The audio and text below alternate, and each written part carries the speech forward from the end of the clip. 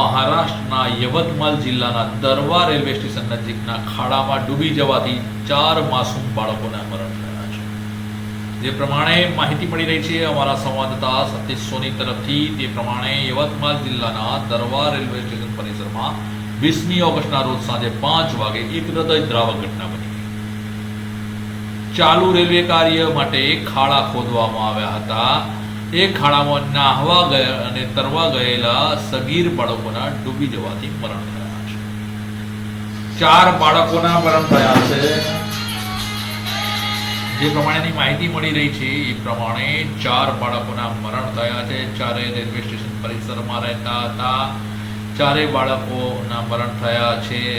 રેહાન 13 વર્ષ, વૈભવ 14 વર્ષ, સૌમ્ય 10 વર્ષ અને ગોલુ 10 વર્ષ। આ 4 બાળકોના મરણ થઈ રહ્યા છે, જેમના નામ તમે સ્ક્રીન ઉપર જોઈ રહ્યા છો।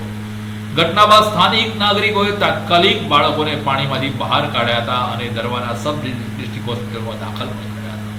પણ પ્રાથમિક સારવાર બાદ તેઓને ગંભીર હાલત જોઈને તેમના યવતમાલ રિફર કરવામાં આવ્યા હતા, પરંતુ ત્યાં પહોંચતા પહેલા જ આ 4 બાળકોના મોત થયા હતા।